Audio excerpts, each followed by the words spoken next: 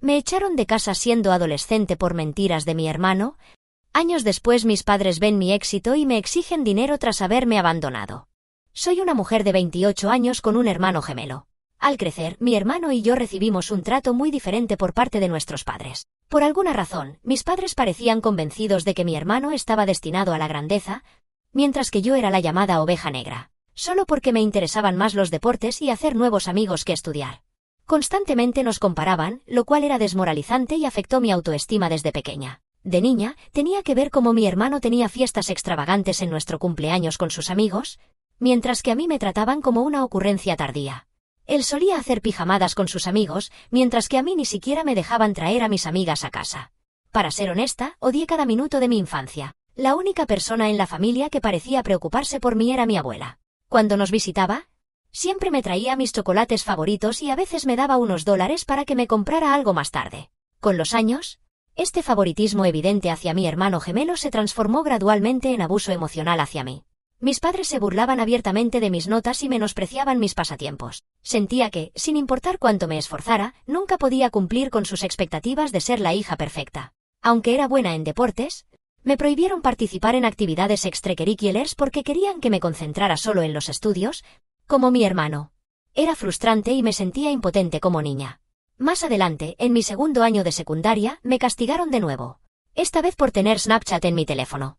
No había hecho absolutamente nada malo, salvo, como cualquier adolescente de mi edad, descargar esta aplicación para mantenerme en contacto con mis amigos. Sin embargo, según mis padres, esto fue un crimen enorme y una traición a su confianza, ya que me habían prohibido comunicarme con mis amigos. Se volvieron completamente locos y tiraron todas mis cosas por la habitación.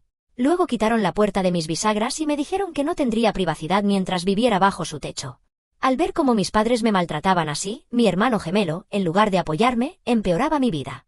El ambiente tóxico creado por las acciones injustas de mis padres le permitió aprovecharse de la situación a su favor. Y adoptó un patrón de mentiras sobre mí, acusándome falsamente de cosas que nunca hice para salirse con la suya. Si robaba algo, desviaba la culpa hacia mí, y mis padres, que ya estaban predispuestos a creer lo peor de mí, aceptaban fácilmente sus mentiras. Me humillaba frente a mis amigos en la escuela y se burlaba de mi apariencia.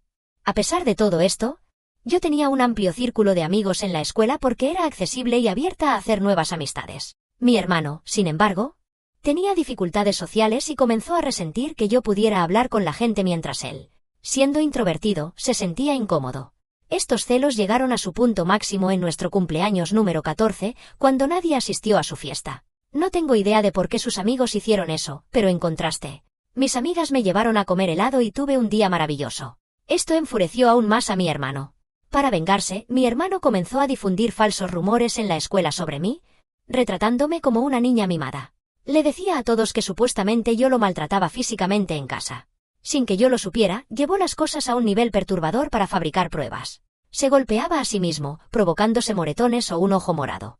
Al día siguiente, entraba con seguridad a la escuela mostrando las heridas autoinfligidas como prueba de mi supuesta violencia y se inventaba historias. Cuando nuestros padres le preguntaban por las heridas, mentía diciendo que se debía a juegos inocentes como fútbol con sus amigos. Las mentiras y sus supuestos ojos morados empezaron a ganar credibilidad, y la gente comenzó a creer su versión distorsionada de los hechos. No pasó mucho tiempo antes de que comenzaran los susurros, y hasta mis amigos empezaron a verme con sospecha. Al principio noté cambios sutiles, amigos que antes hablaban conmigo en los pasillos de repente se distanciaron. Las invitaciones a reuniones grupales se volvieron menos frecuentes. Era como si hubieran presionado un interruptor y ahora la gente dudaba en asociarse con la supuesta chica mimada. Acusada de violencia. Un día reuní el valor para preguntarle a mi ex mejor amiga por qué las cosas habían cambiado entre nosotras. Ella me confesó que mi hermano había estado difundiendo rumores sobre mí. Me reveló con detalles las mentiras que le había contado a todos, acusándome de cosas que jamás hice. Me quedé en shock al escuchar sus palabras. Sentí una mezcla de incredulidad y traición, como si el suelo se hundiera bajo mis pies. Mi hermano, con quien crecí, estaba inventando mentiras sobre mí, acusándome de cosas que ni siquiera me pasaban por la cabeza. Fue una traición que dolió profundamente, dejándome con un nudo en el estómago y el corazón hecho pedazos. Enfrenté a mi hermano al día siguiente en la escuela, pero me ignoró. Le supliqué que dejara de mentir sobre mí, pero solo me sonrió con arrogancia y me dijo que merecía pudrirme sola.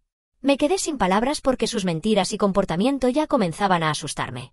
Quería hablar con mis padres, pero temía que le creyeran a él antes que a mí. La sensación de aislamiento dolía, especialmente porque siempre había sido abierta a hacer amigos. Sentía que los celos de mi hermano estaban destruyendo las conexiones que había construido a lo largo de los años. Los maestros también comenzaron a escuchar los rumores. Era una experiencia surrealista. Como si viviera en una realidad paralela donde mi verdadero yo estaba opacado por la historia maliciosa, tejida por mi propio gemelo. Las mentiras habían superado el chisme adolescente, ahora moldeaban cómo la gente realmente me veía. El rumor llegó rápidamente a oídos del director, y entonces mi peor pesadilla se hizo realidad. El director nos llamó a mí y a mi hermano a su oficina, junto con nuestros padres, para hablar sobre estos rumores. Estaba sentada allí, con el corazón latiendo con fuerza, mientras el director exigía la verdad. Esperaba que mi hermano dijera la verdad por fin, pero en lugar de eso, redobló sus mentiras. Le dijo directamente al director que sí, que los rumores eran ciertos, y me pintó como una abusadora que lo golpeaba cuando nuestros padres no estaban. No podía creerlo. Me invadió una ola de shock mientras mi hermano seguía inventando esta historia retorcida sobre cómo yo estaba. Enojada porque él recibía más amor de nuestros padres. Todo eran mentiras, pero se aferró a su historia como si fuera verdad absoluta.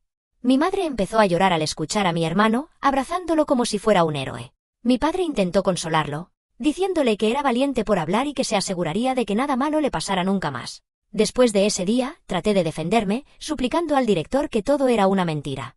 Me sentía como si me ahogara en un mar de acusaciones, tratando desesperadamente de salir a la superficie, pero mi hermano seguía insistiendo en que yo era una persona violenta que descargaba su frustración sobre él todos los días. Las lágrimas de mi madre seguían cayendo mientras abrazaba a mi hermano y me lanzaba miradas acusadoras. Era como luchar contra una pared que creía ciegamente en la historia inventada de mi hermano. El director me reprendió con dureza, diciendo que la escuela no toleraba el acoso y que esto era motivo de suspensión. Le rogué que no me suspendiera, pero negó con la cabeza, diciendo que no podía dejarlo pasar. Le supliqué, con lágrimas corriendo por mi rostro, tratando de decirle que no le había hecho nada a mi hermano. El director me dijo firmemente que sería suspendida por 10 días para que los demás lo vieran como ejemplo de que no se debía acosar a nadie. Me golpeó fuerte y comencé a llorar aún más, prácticamente rogándole que lo reconsiderara. Mis padres, enojados y avergonzados por toda la situación, me sacaron arrastrando de la oficina del director. No quería irme. Quería defenderme y que entendieran, pero ellos no querían escuchar. Salimos de la escuela, con el corazón lleno de frustración y humillación. Cuando llegamos a casa, las cosas dieron un giro drástico. Mi padre empezó a empacar mis cosas de repente. Estaba en shock, confundida, sin entender qué estaba pasando. Mi madre le preguntó qué hacía, pero él solo gritó que no podía dejarme vivir en la misma casa que mi hermano. Yo lloraba, prácticamente de rodillas, rogándole a mi hermano que les dijera la verdad, pero él se mantuvo frío, sin inmutarse ante mis emociones. Mi padre siguió empacando mis cosas y luego lanzó la maleta al vestíbulo. Me aferré a sus piernas, aún rogando que no me echara. Era como una pesadilla. Me dijo que una abusadora como yo no merecía vivir en su casa y que llamaría a su madre, mi abuela, para que viniera por mí si quería hacerlo. Sentí que el mundo se derrumbaba debajo de mí. Me quedé allí, en shock, rodeada por mis pertenencias tiradas en la entrada, expulsada de mi propio hogar. Eventualmente, mi abuela llegó. Recogió todas mis cosas y me ayudó a meterlas en el coche. Me sentó en el asiento del pasajero, me puso el cinturón de seguridad y luego fue hacia la puerta de mis padres. Tocó el timbre y cuando mi padre abrió, ella comenzó a gritarle por tratarme así. Con firmeza, le advirtió que si volvía a acercarse a mí o intentaba contactarme, no dudaría en llamar a la policía o a servicios sociales, ya que lo que le había hecho a una niña como yo podría llevarlo a la cárcel. Mi madre, intentando desviar la culpa, le dijo que todo era mi culpa. Pero mi abuela no aceptó eso. Se mantuvo firme, defendiéndome, enfatizando que yo solo era una niña que no merecía ser tratada de manera tan cruel. Esa fue la primera vez en mi vida que sentí lo poderosa que era mi abuela. No se dejó intimidar por mis padres y, a diferencia de ellos, ella confiaba en mí. Finalmente nos fuimos, dejando atrás mi casa, el único lugar en el que había crecido. No puedo poner en palabras el dolor indescriptible que sentí en ese momento. Recuerdo que lloraba en la cama y no comía nada, a pesar de que mi abuela me insistía. Le conté lo que había hecho mi hermano y ella también quedó en shock. Me aseguró que creía en mi versión de los hechos, y eso me hizo feliz. Al menos tenía a una persona que me apoyaba. Cuando pasaron los 10 días de suspensión, la idea de volver a la escuela se sentía como entrar en una jaula de leones. Al recorrer los pasillos familiares, los rostros de mis compañeros lo decían todo, juicios, susurros y miradas de reojo. El peso de las falsas acusaciones aún flotaba en el aire. Mientras tanto, mi hermano me ignoraba descaradamente y actuaba como si no existiera. Se había hecho amigo de algunas personas que creían su versión y lo veían como la víctima de mis supuestos ataques. Por más que intentaba contar mi lado de la historia a alguien, nadie me escuchaba. Me convertí en una marginada, marcada con una etiqueta injusta que me seguía como una sombra. Sin importar a dónde fuera, el aula, la cafetería, los pasillos, los ojos que se cruzaban con los míos estaban llenos de desprecio y desconfianza. Me volví una solitaria. Mantenía la cabeza agachada y asistía a todas mis clases. Almorzaba sola en la cafetería y me iba directamente a casa. No tenía amigos y sentía que prácticamente nadie quería que yo estuviera allí. Durante todo esto, mis padres nunca me llamaron para saber cómo estaba. Mi abuela me recordaba constantemente que esto no era culpa mía y que la vida eventualmente mejoraría. Me gradué de la secundaria con buenas calificaciones y esperaba con ansias la universidad, donde, con suerte, tendría una vida mejor. Fue solo cuando me fui a la universidad que experimenté por primera vez lo que se sentía ser libre. Por primera vez, nadie vigilaba cada uno de mis pasos, nadie comparaba mis calificaciones y nadie competía conmigo. Conocí gente y formé amistades con personas afines. A pesar de las cicatrices emocionales y físicas que había acumulado a lo largo de los años debido a mi familia y a mis compañeros, me concentré en dejar todo atrás y disfrutar de la experiencia universitaria lo más posible. Durante ese tiempo, descubrí mi habilidad para la redacción de contenidos. Siempre había querido ser escritora, pero no estaba segura de si eso sería sostenible a largo plazo. Así que decidí abandonar mi sueño. Sin embargo, para ganar algo de dinero extra, decidí comenzar a escribir como freelance. Me registré en varios sitios de trabajo independiente, lo cual me ayudó a conseguir trabajos con clientes importantes. Así fue como empecé poco a poco a construir un portafolio con mis trabajos. Durante toda la universidad mantuve ese trabajo paralelo y nunca les pedí ni un centavo a mis padres. Cuando me gradué de la universidad, en lugar de conseguir un trabajo corporativo, me di cuenta de que podía dedicarme a la redacción de contenido como trabajo de tiempo completo. Me estaba yendo bastante bien gracias a los múltiples clientes y las relaciones profesionales a largo plazo que había establecido, lo cual les permitía incluirme en múltiples proyectos suyos. Tener una carrera legítima como freelance no solo me hizo financieramente independiente, sino que también me permitió viajar por el mundo como nómada digital. Viajar me ayudó a sanar mi pasado, aunque definitivamente no fue fácil. Ahorré todo lo que pude y aposté por mí misma. Con los años he visto mucho del mundo y aún me queda mucho por conocer. La única persona que consideré mi familia durante todo este tiempo fue mi abuela, y la adoraba profundamente. Ella se entristeció cuando me mudé, pero entendía que necesitaba ser independiente. A pesar de mi agenda ocupada, siempre hacía un esfuerzo por estar presente para ella cada vez que podía. La visitaba los fines de semana, compartíamos comidas o simplemente nos sentábamos en el porche conversando, desde anécdotas de la infancia hasta cosas más recientes. En los fines de semana solía dedicar tardes completas a ayudarla con las tareas del hogar o acompañarla al parque local para caminar. Recientemente terminé uno de los proyectos más importantes de mi carrera. No puedo mencionar la marca, pero tuve la suerte de escribir blogs y descripciones de productos para ellos. Cuando el proyecto terminó, le pedí al equipo con el que trabajé que dejaran reseñas positivas en mis perfiles, lo cual hicieron con gusto. Luego tomé capturas de algunas de sus reseñas para publicarlas en mi Instagram, ya que sabía que trabajar con esta marca era un gran logro. Como era de esperarse, muchos otros redactores de contenido me escribieron para felicitarme por mi éxito profesional e incluso compartieron mi publicación para ayudar a difundir la noticia. Así fue como empecé a recibir mensajes de desconocidos que también necesitaban ayuda con sus sitios web. Mis parientes también lo notaron y algunos de ellos se pusieron en contacto para felicitarme. Eventualmente, fui contactada por el director de mi universidad. Se había enterado de que me estaba yendo muy bien y quería que regresara al campus para dar un seminario a los estudiantes sobre cómo construir una carrera como redactora de contenido. Estaba bastante nerviosa porque no soy buena hablando en público, pero decidí arriesgarme y acepté. Cuando me encontré frente a rostros expectantes compartiendo mis experiencias y conocimientos, sentí que mi vida había cerrado un ciclo.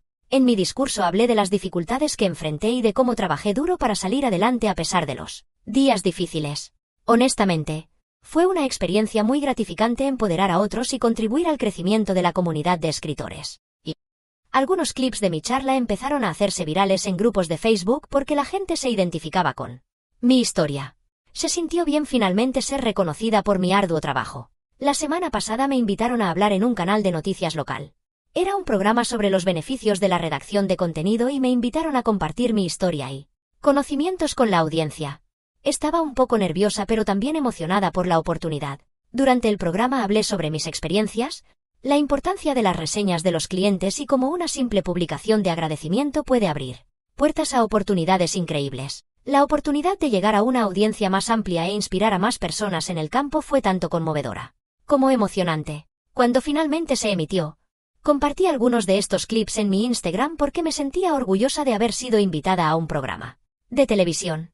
Así fue como mis parientes y primos empezaron a descubrir que me estaba yendo muy bien en mi carrera. Verás, como mis padres nunca hablaban de mí con nadie, no tenían idea de que estaba trabajando con marcas populares y siendo invitada a programas de televisión. Así fue como la noticia se difundió rápidamente dentro de mi familia. Supongo que esa entrevista en TV finalmente llegó a oídos de mis padres también. Porque solo unos días después, mientras trabajaba en otro proyecto y tenía el teléfono en silencio, al terminar, revisé mi celular y para mi sorpresa, había 6 llamadas perdidas de mi madre. Honestamente me sorprendió ver su nombre en la pantalla, ya que hacía muchísimo tiempo que no me llamaba. Después de todos esos años de silencio, no podía entender por qué me estaba llamando. Con duda, la llamé de vuelta y respondió de inmediato. Le pregunté si todo estaba bien y mi madre empezó a felicitarme. Probablemente mi padre estaba ahí sentado con ella, porque se unió a la conversación también. Empezó a preguntar sobre mi vida y cómo me iba, y respondí sin pensar mucho. No me pareció extraño, hasta que empezaron a preguntar cuánto estaba ganando. Les dije que eso no era asunto suyo, y mi padre respondió que éramos familia, así que no debía tener vergüenza en contarles mis ingresos. Le dije que me iba bien económicamente. Al oír eso, mi madre empezó a decir lo difícil que era su vida en estos días, y fruncí el ceño con sospecha. Básicamente, así fue nuestra conversación. Mamá, ahora estamos jubilados y hemos querido renovar la casa desde hace tiempo. No está en buen estado, pero no nos queda nada de ahorros. Yo, ok, mamá. Mamá, tu éxito nos ha dado esperanza. Después de ver tu entrevista en la televisión hoy, pensamos que tal vez podrías ayudarnos pagando la renovación. Papá, después de todo, somos familia. No deberías dudar en compartir parte de tus ingresos con nosotros. De verdad nos vendría bien tu ayuda. ¿Yo? ¿Estás bromeando? ¿Por qué me piden dinero cuando ni siquiera me han hablado en años? No sé qué les hizo decidir contactarme ahora, y aunque agradezco las felicitaciones, no voy a ayudarlos de ninguna manera. Al escuchar esto, mi madre comenzó a decir que estaba siendo una egoísta y que debía apoyarlos como familia. Mi padre añadió que, como mis padres, merecían ser cuidados y que esto era lo mínimo que podía hacer por ellos. Estaba tan molesta que quería decirles unas cuantas verdades. De repente se me ocurrió una idea. En lugar de discutir con ellos, debía darles una lección por haber pensado que podían aprovecharse de mí después de tantos años de maltrato. Les dije que estaba dispuesta a ayudarlos, solo si aceptaban mis condiciones. Mi padre, curioso, me preguntó cuáles eran. Sin dudar, les dije que si querían mi ayuda, tenían que admitir públicamente, frente a nuestra familia y amigos, que mi hermano había sido el autor intelectual de los rumores hirientes que arruinaron mi reputación. Quería que humillaran a mi hermano de la misma manera que ellos me habían humillado a mí creyendo sus mentiras y manipulaciones. Y quería que asumieran la responsabilidad de sus acciones y reconocieran el daño que me habían causado. Al oír mi condición imposible, mi padre empezó a cuestionar la necesidad de tal confesión. Mi madre dijo que todo eso era innecesario y que podíamos hablarlo en privado sin involucrar a nadie más. Pero me mantuve firme. Esa condición no era negociable. Era un requisito previo para cualquier ayuda que esperaran recibir de mí en el futuro. A medida que la tensión aumentaba, mi padre levantó la voz, afirmando su rol como mi padre, y comenzó a decir que era mi deber ayudar a mi familia en momentos de necesidad. Mi madre, como último intento, me pidió que hiciera lo correcto y los ayudara, enfatizando los años que pasaron criándome. No pude evitar ver la ironía en su súplica repentina. Les recordé el pasado, el hecho de que ellos me echaron y que fue mi abuela quien me crió, no ellos. Se pusieron cada vez más alterados, pero les dije con firmeza que si querían restablecer contacto conmigo y pedirme ayuda económica de ahora en adelante, entonces la verdad debía ser reconocida públicamente, y mi hermano debía enfrentar las consecuencias por sus actos. Desde esa conversación, mis padres no han parado de llamarme, pero estoy ignorando todas sus llamadas. Estoy empezando a arrepentirme de haberles devuelto la llamada aquel día. Me gustaría saber si realmente sería una mala persona si no ayudara en absoluto a mis padres. Actualización 1. Ha sido una semana vertiginosa desde la última vez que compartí mi historia, y el apoyo y el ánimo que he estado recibiendo de todos ha sido abrumador. Es reconfortante saber que no estoy sola durante este momento. Me alegra que todos estén de acuerdo en que no debo interactuar con mis padres ni siquiera considerar ayudarlos, después de todo lo que me hicieron pasar. La razón por la que siquiera les di esa condición fue porque sabía que era prácticamente imposible que la cumplieran. Y sé que aman demasiado a mi hermano, y a pesar de que quizá ya se hayan dado cuenta de que todo fueron sus mentiras, sé que nunca lo someterán a lo que me sometieron a mí. Hoy mi hermano me envió un mensaje de texto desagradable después de que mis padres intentaran contactarme nuevamente y yo me negara a contestar sus llamadas. Esto fue lo que escribió. Hola, hermana. Ha pasado mucho tiempo desde que te vi y puedo decirte que cada día sin ti en mi vida ha sido genial. Escuché que mamá y papá se pusieron en contacto contigo y que les diste un ultimátum loco. Nunca van a aceptarlo, lo sabes, ¿verdad? Claramente nunca te amaron y jamás harán nada para hacerme daño. Admito que mentí sobre ti hace 15 años, pero ha pasado mucho tiempo desde entonces, así que deja de ser tan egoísta e intenta seguir adelante con el pasado. De todos modos estás soltera y sin hijos, así que, ¿por qué no quieres ayudarlos pagando las reparaciones y renovaciones de la casa? Haz lo correcto y sé una mejor hija. Leer ese mensaje se sintió como una puñalada en el pecho. La audacia de minimizar las dificultades que enfrenté y las condiciones que establecí decía mucho sobre su falta de empatía. El intento de hacerme sentir culpable resaltando mi estado de soltera y sin hijos añadió otra capa de insensibilidad. Y su insinuación de que debía priorizar las necesidades de ellos por encima de mi propio bienestar no solo fue ofensiva, sino que también dejó claro lo poco que pensaba de mí. Impulsada por la frustración y un fuerte deseo de justicia, decidí que era momento de tomar las cosas en mis propias manos y revelar la verdad que había estado oculta durante demasiado tiempo. Me senté a escribir un correo electrónico a mis padres y a mis parientes cercanos, compartiendo los dolorosos detalles de mi infancia y el trato injusto que soporté mientras crecía en la casa familiar. Y en el correo describí el ambiente estricto y opresivo que viví bajo el techo de mis padres y cómo me trataron en comparación con mi hermano gemelo. El mensaje también profundizaba en el rumor malicioso y completamente falso que mi hermano difundió sobre mí en la escuela, lo que tuvo consecuencias graves y afectó mi reputación. Escribí cómo mis padres me echaron de casa y que, de no haber sido por mi abuela, podría haber terminado muerta en la calle a estas alturas. Hacia el final, pedí a todos que leyeran un mensaje que mi hermano me había enviado. Adjunté una captura de pantalla en la que él admitía haber mentido sobre mí. Era una confesión clara que esperaba sirviera para exponer las mentiras que habían persistido durante tanto tiempo. Y envié el correo hace apenas una hora y sé que se va a desatar el caos una vez que mis padres y mi hermano lo lean. Les daré la próxima actualización sobre cómo reacciona mi familia a mi correo. Actualización 2. Ha pasado un mes desde mi última actualización y han ocurrido muchas cosas este mes. Como pueden imaginar, mi familia explotó después de recibir el correo electrónico. Mis padres recibieron críticas por parte de familiares que antes no sabían hasta qué punto llegaba el favoritismo y el abuso emocional.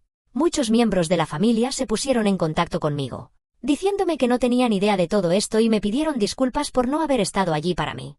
Mi hermano y mis padres me enviaron una avalancha de mensajes de texto que empezaban a volverse más abusivos y violentos. Así que decidí contactar a un abogado, quien les envió una carta de cese y desista. Básicamente les advertía que no me contactaran más y que, si lo hacían, tendrían que enfrentar graves consecuencias legales. Supongo que eso los asustó porque dejaron de contactarme. Mi abuela piensa que hice lo correcto al dejar que todos supieran lo que pasó y me apoya al 100%. Ella es la única persona que realmente me importa, así que me alegra saber que está de mi lado. Actualización 3. Han pasado 2 meses desde mi última actualización. Me alegra informar que, por ahora, todo en mi vida va bien. Profesionalmente, mi negocio de redacción de contenido ha estado prosperando. Las invitaciones para hablar en seminarios y podcasts siguen llegando, lo que consolida mi posición como una figura respetada en mi campo laboral. Sigo tan unida a mi abuela como siempre. Recientemente me tomé un pequeño descanso del trabajo para poder pasar tiempo de calidad con ella. Últimamente está muy metida en la jardinería y me enseñó mucho sobre diferentes flores y hierbas en su jardín. Los momentos que pasé con ella, ya sea compartiendo comidas, teniendo conversaciones sinceras o simplemente disfrutando de la compañía mutua, son mis recuerdos favoritos y más preciados. Mi familia no me ha contactado desde que recibieron la carta de mi abogado, así que estoy feliz de que se mantengan alejados de mí. En lo personal, he comenzado a ir a terapia, así que con suerte podré trabajar en sanar. Creo que esta será la última actualización por ahora.